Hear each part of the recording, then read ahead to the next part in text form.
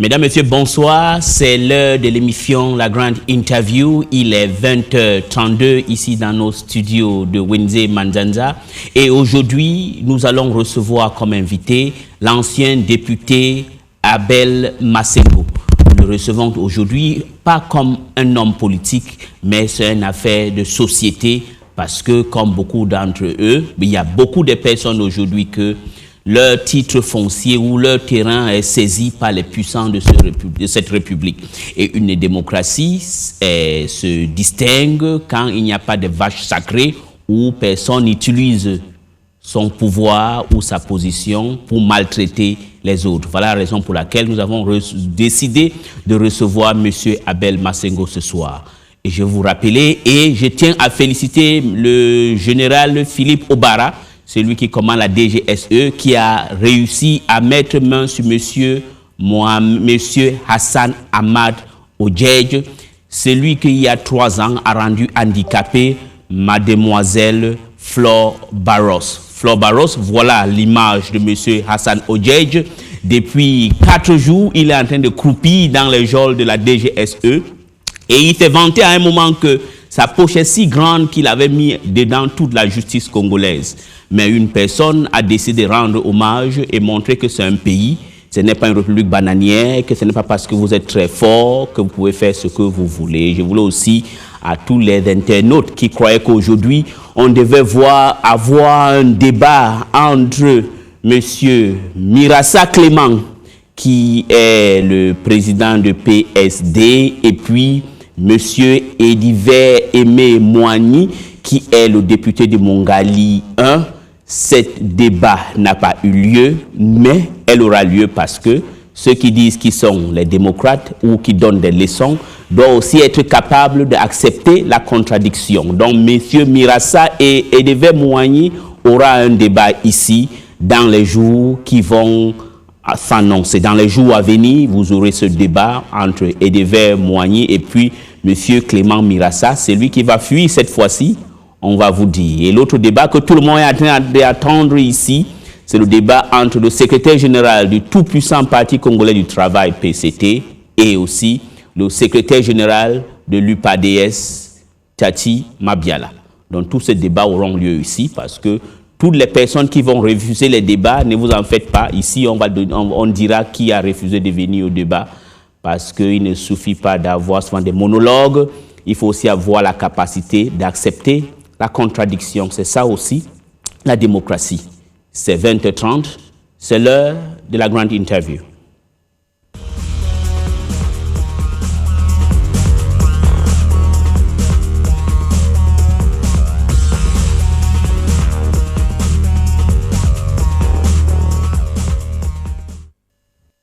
Comme j'ai annoncé à l'introduction de notre émission de ce soir, une fois de plus, bonsoir. Nous recevons aujourd'hui l'ancien député Abel Masengo. Monsieur Masengo, il y a longtemps, il y a à peu près une année, on l'avait invité ici pour ce même dossier. Mais Abel Masengo avait fui. Il faut dire, utiliser les mots qu'il se doit.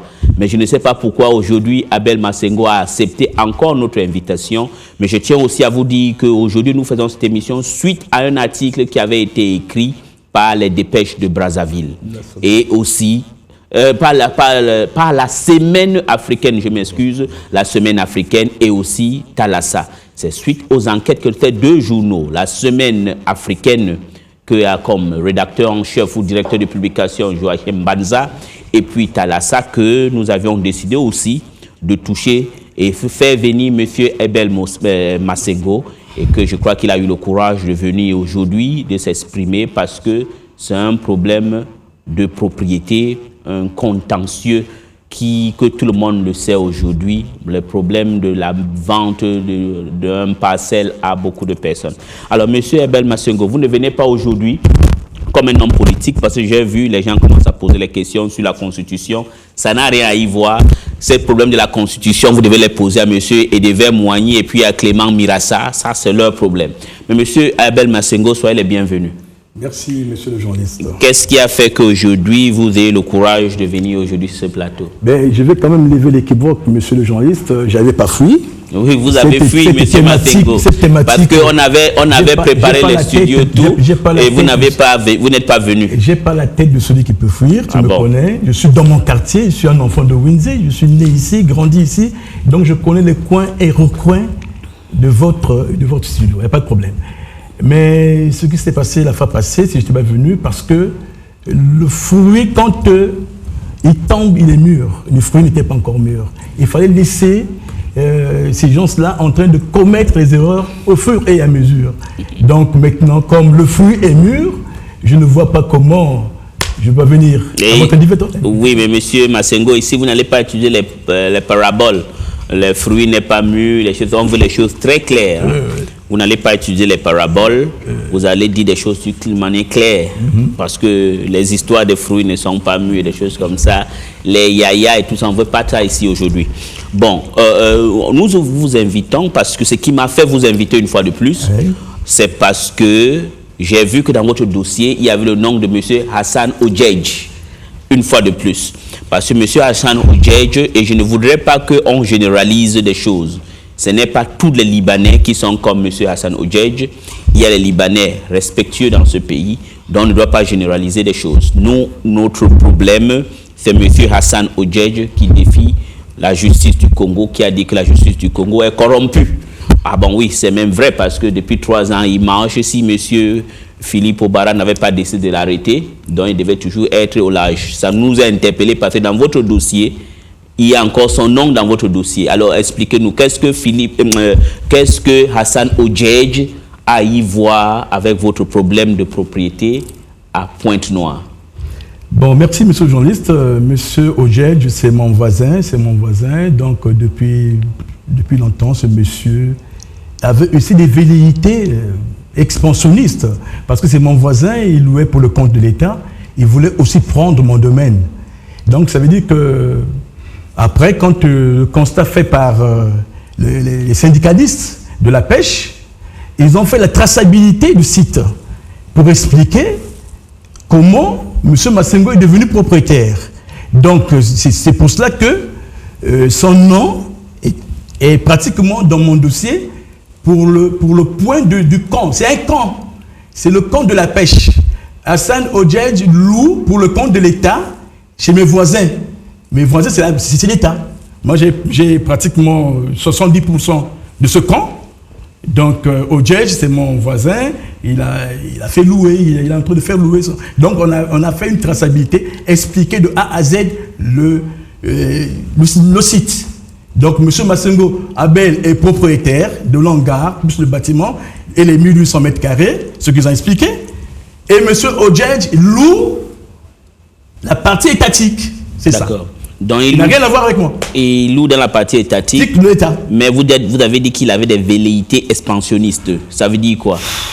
Les velléités expansionnistes de M. Odjedj, depuis très longtemps, il me voyait comme quelqu'un qui peut payer mon domaine. Quand il est arrivé après moi, il me dit, bon, est-ce qu'on peut mettre un hôtel chez toi, tout ça, bon, on te donne de l'argent et tout ça. Donc, il voulait à tout prix. Donc, c'est même lui qui a dû remuer les gens de la Desselba pour faire comme si c'est pour me persécuter, pour voir est-ce que ce monsieur-là qui est mon voisin, est-ce que vraiment on ne peut pas le faire partir. Un jour, on ne se parlait plus. Il avait toujours des problèmes avec moi. C'est mon voisin, mais un monsieur difficile. Un monsieur qui m'a créé des problèmes. Donc à tout moment, il était en mèche avec des gens. C'est mon voisin. Il avait des velléités expansionnistes, je dis. Donc c'est quelqu'un qui voulait tout prendre. Chez moi. Mais pourtant, il est locataire. Chez moi, il voulait être propriétaire. Je suis. Il s'embêtait que je sois propriétaire dans un site comme celui-là, où on ne trouve pas beaucoup de Congolais. D'accord, maintenant on va revenir, parce que pour les Congolais qui vous suivent depuis Brazzaville, vous venez ici, pourquoi? Et d'abord, vous venez ici pourquoi? Je viens ici pourquoi? Parce que vous m'avez interpellé. Oui. Parce que la première fois, je vous ai préparé un lapin, soi-disant. C'est pas soi-disant. Ce n'est pas soi-disant. C'est pour voir, vous avez dit que ce n'est pas soi-disant. Non, monsieur Masengo, ce n'est pas soi-disant. Parce qu'on a préparé le studio, vous avez dit que vous devez venir, vous n'êtes pas venu. Ce n'est pas soi-disant. Bon, vous saviez que ces choses-là, il faut les préparer. On ne peut pas venir ici. Il faut quand même que tu aies un dossier solide. À l'époque, le dossier n'était pas encore solide, si tu veux. Donc, je n'étais pas encore préparé pour ça. Maintenant, je suis préparé pour ce dossier et le dossier est bien. Quand il fait donc, il n'y a pas de problème. Donc, c'est pour ça que je suis prêt. Comme vous m'avez interpellé pour ce dossier, il n'y a pas de problème. On peut en discuter. On peut en discuter. Je suis prêt. D'accord. Ben, dites-nous alors, on va situer la situation. Vous venez parce que vous avez un terrain à Pointe-Noire. Expliquez encore pour que les gens sachent, votre terrain qui est à Pointe-Noire, qu'est-ce qui se passe avec votre propriété de Pointe-Noire? Merci, monsieur le journaliste. Oh, vous saviez, c'est un terrain qui commence à me faire des problèmes. Pourtant, c'est des terrains comme tout le monde, tous les autres terrains qu'on peut acheter. Celui-là, je l'ai acheté depuis 1982-85, la période pratiquement. Quand j'ai acheté ce terrain, c'est le premier acquéreur qui avait acheté, c'est M. Kazi. Il y a eu une vente aux enchères, normalement. Il y a des documents sans là, le M. Kazi avait acheté. Et quand il achète ce terrain c'est quoi? Il y avait une vente aux enchères de 2 bâtiments. La résidence du directeur de la SICAP. À l'époque, c'était M. Likunzu. Donc, sa résidence, on a vendu la résidence le même jour que mon domaine. La résidence est pratiquement, ceux qui connaissent bien Pointe-Noire, vers Cactus, Crédit du Congo. Voulant faire ça, voir un marché de plateau à l'angle. Il y a un bâtiment qui est très bien, qu'un avocat avait payé à l'époque. Ben, tu sais qu'il a porté un peu la convoitise pour d'autres avocats qui voulaient peut-être se loger comme lui. Bon, cet avocat qu'il avait acheté. Oui, c'était quel avocat? C'est Maître Khan. Maître Khan, un français. Oui. Mais le paradoxe, c'est que Maître Khan n'a jamais été en dérangé. Comme, je ne sais pas xénophobe, mais il n'avait jamais. Mais Abel Massengo est toujours dérangé. Pourtant, c'est bien, c'est un monsieur qu'on appelle monsieur Kazi qui l'avait acheté. Comme monsieur Kazi l'avait acheté, après, il a eu des problèmes, peut-être avec ses partenaires. La Sonacem dit que monsieur, il faut que vous me donnez de l'argent. Il dit que bon, je peux faire le terrain. Il n'y a jamais un papier qu'ils avaient fait directement. Ça n'a même pas fait un mois chez eux. Directement, on vient me voir. Bon, il y avait l'entreprise ne marchait pas. Une compensation. On avait fait une compensation parce que je suis opérateur économique. Je le suis toujours parce que un homme politique et tout ça. Et à l'époque, j'avais pignon sur rue à Pointe-Noire. Pignon sur rue à Pointe-Noire. Parce qu'on n'était pas nombreux à Pointe-Noire. Je vais peut-être prendre une parenthèse. Je suis celui qui, à l'époque, dans les années 82, on n'était pas nombreux, des Congolais, d'avoir une grande menuiserie où j'avais l'exclusivité des tables bancs à Pointe-Noire, pour le compte de la mairie de Pointe-Noire. Donc, j'ai livré des tables bancs dans plusieurs écoles à Pointe-Noire. Ma menuiserie était vers Moulembo, Tétié. Et sur le champ, quand on me voyait comme ça, je trouve un ami qu'on appelle Lamas. Un marin qui me dit que nous avons le camp Zoko qui est en lambeau, le camp des marins. Je vous parle, je vous fais l'historique pour dire que, parce que c'était, on dit ici, monsieur là, peut-être qu'il a pris ça, il n'a pas d'argent. Pour vous faire l'historique. J'ai réhabilité le camp Zoko des marins à Pointe-Noire en 82. 90 millions. L'argent venait d'où? L'argent venait d'où? Oh, vous savez, monsieur le journaliste... L'argent venait d'où? Moi, je suis quelqu'un... Non, je voudrais savoir l'argent venait d'où? Mon argent? Oui. Mon argent venait d'où? Oui. J'étais le premier Congolais à avoir créé des kiosques de cigarettes à Brazzaville. Mais vous ne répondez pas à la question. Mon argent venait d'où? Oui. Mais mon argent venait dans les petites affaires que je faisais. Je vendais du papier, je vendais des cigarettes, j'avais des boutiques et tout ça. Il y a un nombre d'affaires. Depuis l'âge de 9 ans, j'ai commencé à faire des affaires. Donc j'ai fait des économies. C'est pas comme maintenant la jeunesse est dans le bambou là, dans la bringue. Moi, j'étais quelqu'un de carré. Les gens me connaissent. Donc, quand j'ai ma première voiture, en 1976, une 4L, je suis en première. Donc, quand on me dépose à l'école, mon professeur est dans la voiture. Donc les premiers jours avant d'acheter une voiture 4 à Brazzaville. Oui, avant de parler de vous-même, comment vous étiez, j'ai vu même dans le livre écrit Vision pour demain par le journaliste Foumou. Oui, j'en ai. Non, ne vous dérangez pas. J'ai la copie ici. On dit ça, c'est un livre écrit, c'est un peu comme le dictionnaire des enfants de Wenze, Poto. Ouais, vous étiez là, on dit que oui, vous avez déjà une voiture quand vous étiez encore jeune. Mais ça, ce n'est pas l'histoire de venir nous dire si vous avez une voiture. Le problème qui vous amène ici, c'est un problème foncier, n'est-ce pas? Et vous êtes en train de parler de M. Lekunzu là, quelque part. Dites-nous un peu l'histoire. Comment vous vous êtes connu avec Lekunzu? Bon, mais... C'est Lekunzu qui vous a vendu le terrain? Ou attendez, c'est Lekunzu où vous dites, vous êtes fier de venir dire que vous avez 90 millions pour faire la philanthropie de la marine à Pointe-Noire. Est-ce que vous n'êtes pas quelqu'un qui... on vous utilise, donc peut-être les Lekunzu ont de l'argent, ils vous donnent et vous vous vantez avec. Peut-être c'est ça. Monsieur le journaliste, je vous remercie. C'est vrai ou faux? Vous êtes allé pratiquement plus rapidement à votre question parce que je ne peux pas être un instrument de quelqu'un. Je n'ai pas dit cela. Je ne peux pas être un instrument de quelqu'un parce que ça c'est comme une injure. Je ne peux pas, moi. Si vous croyez que c'est une injure, je m'excuse, mais je pense que beaucoup de gens ici ont des boutiques, ont des sociétés qui ne les appartiennent pas, ça appartient aux hommes politiques. Je vais poser une question, c'est les Kunzu. Oui. On va peut-être atterrir. Adam, c'est les Kunzu. Tu m'as parlé des Kunzu, non? Oui. Je veux parler de ça, des Kunzu. Les Kunzu, qu'est-ce qu'ils viennent voir dans cette affaire? À l'époque, vous saviez que quand on a vendu le domaine, mon domaine, là, moi, les Kunzu était le directeur de la SICAP. La SICAP, c'est la Société des Blancs.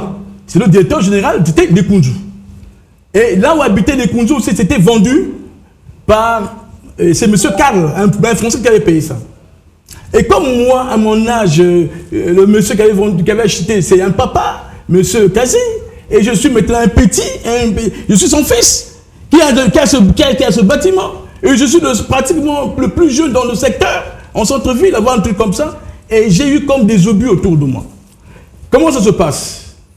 À l'époque, des moments difficiles, je vais dire la vérité, je me retrouve avec, dans une artère là, avec M. Mvouba, il avait sa voiture, le ministre Mvouba, il y avait les Kunzu. Je veux savoir si vous dites un peu la vérité. Vous avez vu M. Mvouba, M. Lekunzu, et qui encore? Et M. Bitinou Girard. M. Bitinou Girard, 3 personnes dans une voiture. Dans une voiture. Mais quelle marque de voiture? Ils avaient une Lada. Une Lada. Lada conduite par Mvouba. Par le ministre Mvouba. Et moi, comme je suis à l'aéroport, je prends l'un de ces... J'allais à Pointe-Noire. Je m'arrête, ils m'ont arrêté. Il me dit que M. Massengo, je traverse l'avenue, M. Massengo, mais vraiment, nous, tu es notre petit, on est un peu en difficulté, on va à Pila. Vous comprenez? Mais on a un peu quelques difficultés. Je ne comprends rien. Mais tu comprends ce que je veux dire? Non. Mais ils allaient en Pila. Mpila est à Pointe-Noire aussi. Non, Pila de Brazzaville ici. Ah d'accord. Ils allaient chez le président, si vous voulez que je dise. Ils allaient chez le président. Et moi, je prenais ma tangente pour aller à Pointe-Noire. Il me dit qu'ils avaient un problème. Moi, je me dis, mais il n'y a pas un problème. Bon, je suis votre petit. J'ai regardé dans ma poche, j'ai donné ce que il fallait donner. Et ce que j'avais donné, le seul qui a fait un témoignage au niveau de l'Assemblée, c'est les Kunzu. Il dit, mon petit, à l'époque, dans les moments difficiles, ce que tu nous avais donné, ça nous a servi de mettre l'essence, d'aller là où on peut partir et acheter quelque chose, ta soeur était contente. Parce que le Kunzu, c'est un enfant de Wenze comme moi aussi. Donc, il me connaît très bien. Donc, moi, j'étais dit, ok, pas de problème. Moi, je ne savais pas qu'ils étaient filés. Je crois que ça doit se passer, au moins 1 mois avant qu'on l'arrête. Ou 2 semaines. Ils étaient filés par qui? Ils étaient filés par les services de sécurité. De sécurité de quel pays? Mais je ne sais pas, c'est l'époque qui était au pouvoir. Je ne sais pas, c'est vous qui parlez. Ah bon? C'est l'Issouba qui était au pouvoir. Oui. C'est l'Issouba qui était au pouvoir, il faut dire la vérité. Donc quand l'Issouba était au pouvoir, on filait les gens beaucoup. Ben, c'était leur manie. Ils filaient les gens, ils délogeaient les gens, ils faisaient comme ils voulaient. C'est pas quelque chose qu'on peut... C'est ce qu'on a vécu. Ah. Donc nous, il les filait. Et moi, quand je suis passé, ils se sont éclatés. Et il y a des gens qui m'ont suivi. Et eux, ils sont partis, et moi, je suis parti. Ils ne savaient pas que je venais. J'arrive à Pointe-Noire, je suis accueilli par les services de sécurité. Et l'enquête était comme bouclée. Ça veut dire qu'ils se sont dit, M. Masengo a un domaine ici. L'ancien directeur, c'est les Kunzu. Donc, les Kunzu viennent prendre de l'argent pour remettre à son frère. Donc, l'enquête était bouclée et j'ai commencé à voir mon malheur là. Les gens comme ceux qui sont là, les avocats de l'État à l'époque et tout ça. Comme qui étaient... je vous ai dit... Ils étaient en train d'instrumentaliser. Attendez un instant, M. Masengo. Vous parlez, vous avez le droit, vous êtes peut-être fâché, vous êtes passionné. Je vous ai dit à l'introduction que pas de parabole. Ouais. Les gens qui sont les avocats d'État donnent les noms. Vous connaissez, M. Mabiala. Je ne connais pas. M. Mabiala était bien l'avocat de l'État. Voilà. Si j'avais un problème de contentieux de domaine, j'avais un problème de ceci, il devait être au courant de ça. Donc vous savez, c'est dans ses prérogatives. Donc il savait. Moi, quand j'ai eu des problèmes à Pointe-Noire, quand des gens sont venus pour regarder, pour voir, pour m'intimider, on dit que ce domaine-là, c'est pour les Kunzu, c'est pas pour toi. Mais dit les Kunzu habitaient là-bas, là où j'étais maître cadre. Qui est venu t'intimider? Mais intimider, c'est qui est venu t'intimider, mais vraiment. Qui est venu vous intimider? Mais vous voyez, mon frère. Qui est venu vous intimider? Intimider, oui. Dans le sens que les gens viennent vous voir, ils vous disent, Monsieur Masengo, ce domaine-là ne vous appartient pas. Donc c'est les gens de l'Issouba. Mais à l'époque, je ne comprends pas, les gens qui sont arrivés, ils étaient en civil, ils ne vous appartiennent pas. Ce domaine-là, nous sommes derrière vous. Ce domaine-là appartient à l'Ikundu. Toi, tu es jeune, tu l'as eu, c'est une passe que tu as fait. Moi, je dis, moi, j'ai acheté ce domaine-là, je suis troisième main. Ça veut dire que M. Kazi a acheté, et toi, et comme ils ont fait les enquêtes, tout ça, ils ont retrouvé que ce que tu dis, c'est vrai. Parce que M. Kazi a acheté, après, c'est son ASN, après, c'est moi. Si j'étais le premier à acheter ça, la vente devait être annulée. Ils étaient dans une trace d'annuler cette vente. Dieu merci que j'ai acheté après. Donc, ce que j'ai connu par malchance, c'est d'aller voir mes frères et la présence de Kunzu à l'intérieur m'avait fait comme des liaisons. Donc si j'entends bien, la malchance c'est avoir rencontré Mvuba et les Kunzu et Bitindu. Pour moi, dans cette affaire, c'est pas une malchance. Mais c'est ce que vous avez dit de vous-même. Non, j'ai pas une malchance. C'est mes frères qui m'ont vu, qui étaient en détresse, il y avait un problème. Je m'arrête. Je dis cette malchance dans le sens que, comme mon bâtiment, mon domaine, l'ancien directeur de la SICAB, c'était les Kunzu. Et les Kunzu avait sa résidence qui a été vendue, qui a été achetée par un blanc. Ils se sont dit que ce monsieur, c'est sûr qu'il a dû faire la passe à son petit. Ils ont les faits, les Kunzu de Windsor, ils ont fait de l'amalgame. Est-ce que c'est vrai ou faux? C'est faux. Parce que si c'était vrai, si c'était vrai, parce que les Kunzu à l'époque, quand on était en assemblée, j'ai parlé de ça. Oui, petit frère, mais l'affaire là, moi je voulais même acheter ces bâtiments à 6 millions, mais les vendre. J'ai pas voulu. Parce que je ne sais pas, avec les Congolais, quand tu achètes, c'est des problèmes. Oh, petit, laisse tranquille, laisse tranquille. Qu'est-ce qu'on ne donne pas aux gens? Qui ne connaît pas que tu es commerçant? Tu es le premier Congolais à avoir créé des kiosques cigarettes. Parce qu'il me connaît. Tu es celui qu'en première, tu venais en voiture, en 4L, taxi, on me dépose avec mon professeur, je fais cours. Il ne connaît pas ça. Et quand on achète la Mercedes, nous ne sommes pas nombreux en 85. Il ne connaît pas ça. Donc on connaît. Donc après, il en a balisé ça et tout ça. Donc après, vient encore le deuxième hic de Mvuba. De Mvuba? Oui. Oui. Le hic de Mvuba, c'est quoi déjà? Mais le hic de Mvuba, c'est quoi? Mais quand le ministre Mvuba était au Gabon, à l'époque de l'Issouba, je crois qu'une semaine avant que les choses se tassent normalement, il faisait le plaidoyer du Congo que nous étions en train de suivre tout ça. Il vient, parce que je suis derrière le ministre Mvuba. Je suis derrière, à Pointe-Noire, je suis derrière. Ceux qui connaissent bien. Vous faites Edem Camara, et vous faites restaurant chinois, la ruelle de derrière, c'est moi, je suis là-bas. Le petit qui gardait chez lui, il est, le nom je ne le maîtrise pas, mais il est le maire de Kindamba. C'est son neveu ou tout ça. Il quitte là-bas. Et lui-même, il ne savait pas qu'il y avait un piquet. Un piquet. Donc la résidence de Mvuba était surveillée, les allées et retours. Surveillée par qui?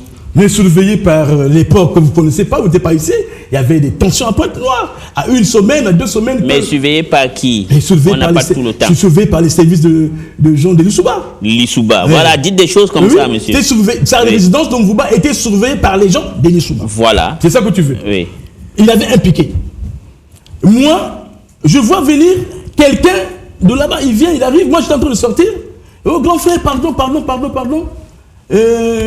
Là-bas à la maison, tu sais que le grand n'est pas là. Oui, il n'est pas là, il est au Gabon, je l'ai même suivi, il est en train de parler là-bas.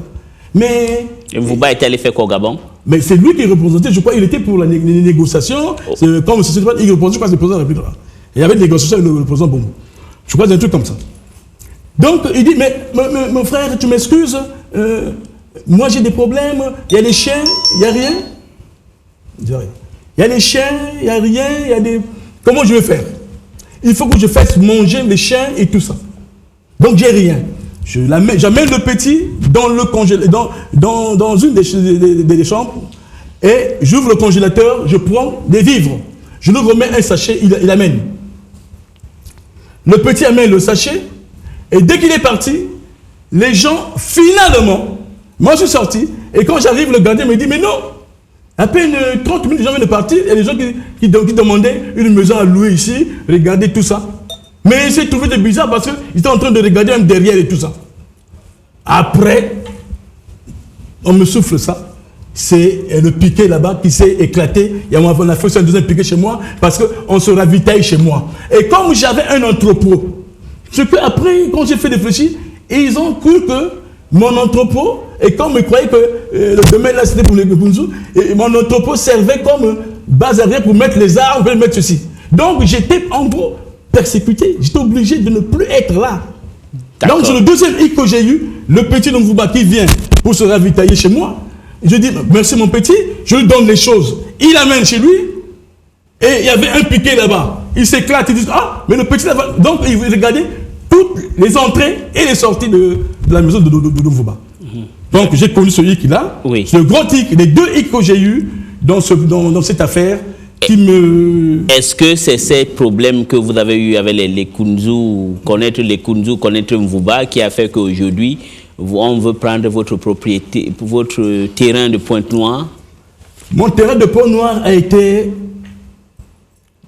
dans le collimateur des gens de pouvoir de l'Issouba. Et ils m'ont convoitisé. Et dans les gens de pouvoir de l'Issouba, qui en particulier? Je ne connais pas parce que je ne peux pas dire ici les présents. Il y a eu des convoitises. Oui. Il y a eu des convoitises.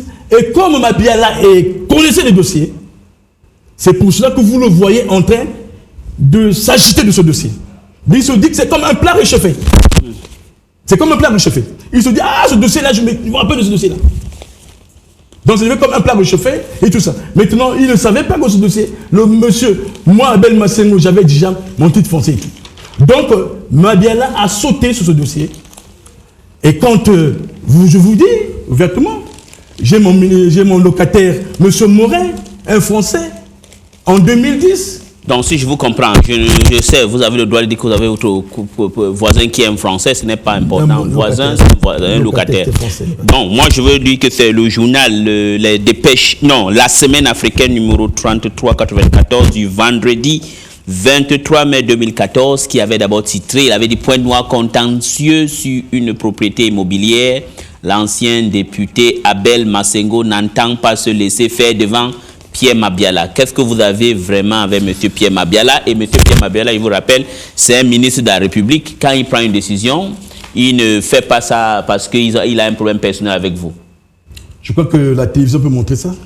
Je ne sais pas s'ils peuvent zoomer dessus. Zoomer dessus. C'est ministre des Affaires foncières, ministre des Affaires foncières et des domaines publics. C'est un arrêté. C'est un arrêté. Et vous nous montrez ce document, pourquoi? Bon, mais c'est le document qui nous humilie tous. Qui nous humilie tous parce que un pays de droit où les gens doivent se respecter, on ne peut pas faire comme ça. Le ministre Mabiala avait pris l'initiative d'étudier comment faire à ce que mon domaine soit un domaine de l'État.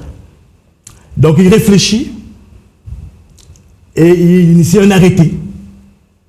La signature, il porte bien sa signature. Mais la deuxième signature n'est pas là. La deuxième signature devait être le ministre des Finances, du Budget et du Portefeuille public, Gilbert Ondongo. Et pourquoi Gilbert Ondongo n'a pas signé? Monsieur Gilbert Ondongo n'a pas signé, tu peux regarder dans sa réponse, il vous dira très clairement. Donc, monsieur Mabiala initie son arrêté, et dans son arrêté, intelligemment, il dégraine déjà les mètres carrés. Et je vous dis qu'au départ, Mabiala avait l'intention de prendre le devant. Parce que j'ai un domaine. Il s'est dit, bon, derrière, mais devant. Dès qu'il dégraine, donc dans l'arrêté, j'ai 1000 mètres carrés. Vous êtes contradictoire. Vous avez dit que M. Mabiala voulait prendre le terrain pour l'État. En répondant, vous êtes en train de vouloir faire croire que peut-être M. Mabiala voulait prendre ça pour lui-même. Qu'est-ce qui est vrai dedans? C'est pour l'État qu'il voulait prendre ou c'était pour lui-même? Bon, je vais vous montrer le premier hiatus qu'il y a eu. Il est procédé à un transfert de la propriété immobilière cadastrée 701 parcelle 2003 cadastrée tout. Il donne 1398 mètres carrés.